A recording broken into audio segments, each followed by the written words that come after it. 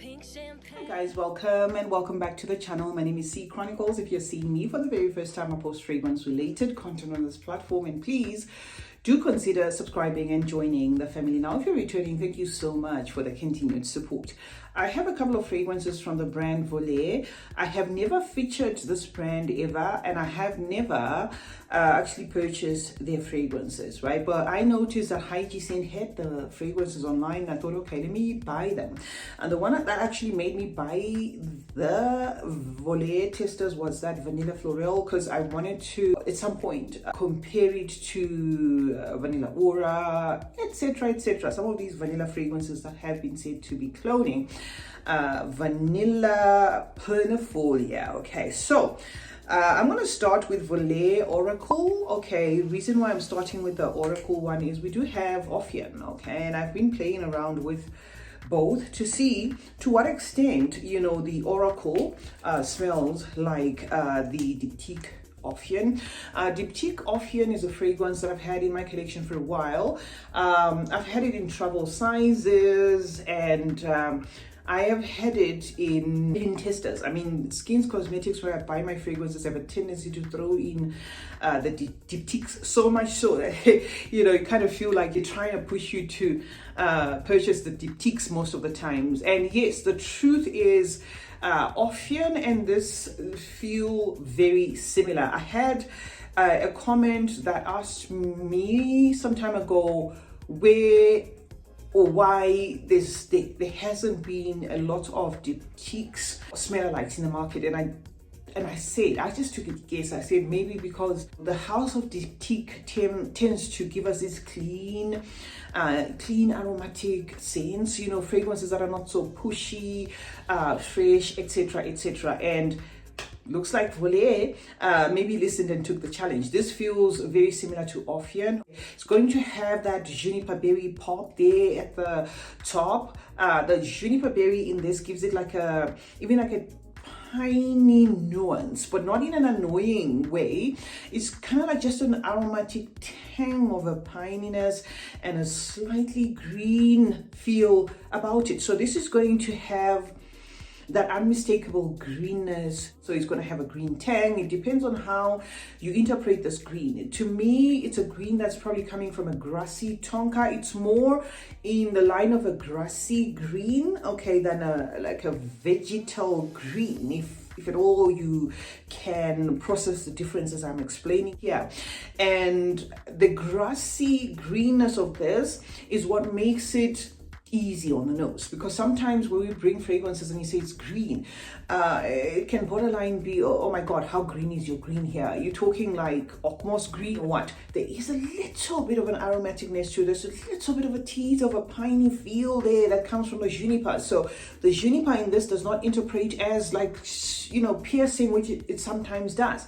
So this to me is not interpreting as like if you rub the actual juniper leaf and it kind of has like a sting there to the nose. It's not like that. The whole feel of this fragrance is a light green grassy feel about it, airy. Okay, I'm not going to say aquatic, because then I might lose you guys thinking maybe it's too fresh, but it does indeed fall under, you know, clean fragrances. I like what they did with this fragrance. It is actually a risk to an extent, because a profile like this can go either way, right? Where I smell slight differences, just slight differences, is the tonka in this original Ophion by Diptyque. I'm just going to be sprayed on myself. The tonka in this, to me, speaks the most. It's got like a even like a tobacco-y nuance, sort of like an intensity to it, like a spikiness to it. That is the difference, you know, that I get in here. I feel this one has more reach in terms of, you know, even sillage and that than this. This quickly becomes an intimate scent. It just lacks in that piercing intensity that I get from this. but both of them, guys, have got that grassy feel about them, tolerable greenness, you know, about them, while this particular one has got that piercing thing about it. This ends up feeling as though it's got a fruit there, like a grapefruit. It doesn't list that as a nose, but it kind of feels like it's got like a maybe a grapefruit or even a citrus, you know, but still maintains the grassiness. Anyway, that's what I can say, guys, about Volaire versus off here. And now the next one is Angelique Noir. Okay, Angelique Noir. Now this Angelique Noir, guys, when I saw the name, I was like, wow. I mean, Volaire better know what they're doing, because it's one thing to clone a fragrance, but when you copy the name too, you better know exactly what you're doing. Okay, so the only difference is in the noir, but just saying it's gonna sound the same. This seems to be borrowing off that Guerlain Angelique Noir.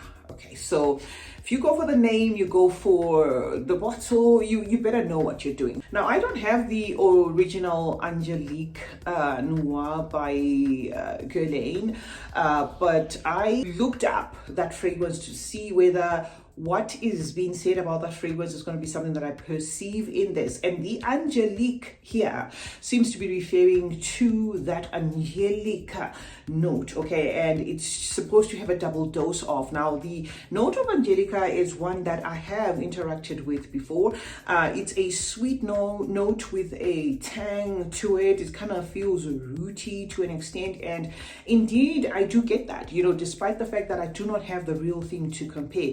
This to me is a sweet, woody, spicy scent. It has somewhat of a sharpness about it, just a slight sharpness. It's not annoying, but it is there. It's a tang, you know, that I believe is coming off this root, okay, this Angelica root. So yeah, it does interpret that well. And then it has a woody feel about it and a vanillian feel about it. I like this one. I absolutely like this one. And the fact that this is my first time smelling these, you know, fragrances from this house, especially this one, it's going to make me go out and look for more, because it's a fragrance that I cannot fault. I cannot compare lasting power and stuff because I don't have the real thing, but on its own, it's a nicely done, spicy, peppery scent.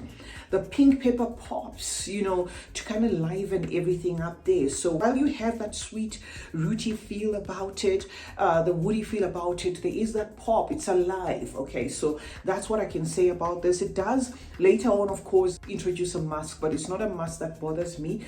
It's a musk that I can totally carry. So this is beautiful, guys. It's called Angelique Noir by Volaire. And the last one, guys, is going to be Vanilla Florel. Okay, and this is supposed to be one of the options on the market for that Vanilla Panfolia fragrance. This is beautiful. Okay, this is so nice, and I can see why that particular fragrance or the clones have literally swooped the market. It's really, really good. I mean, I cannot emphasize to you enough how good this is. This is a very nicely done, polished, flowy vanilla with some spices, and the spices in here tie that vanilla to give it an intensity but keeps the vanilla sweet at the same time. This is not a toasty vanilla. This is a warm fragrance. This is elegant. This is beautiful.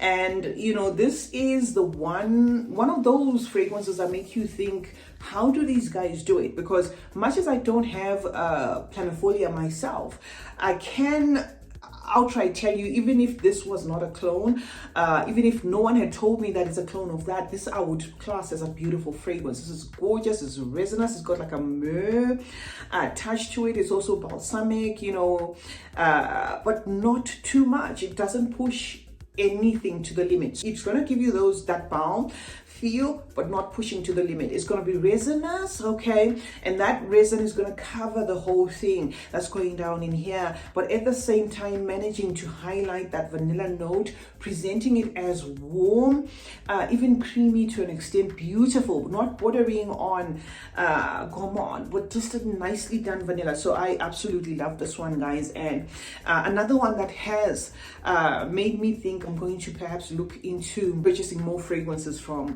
from this house, you know.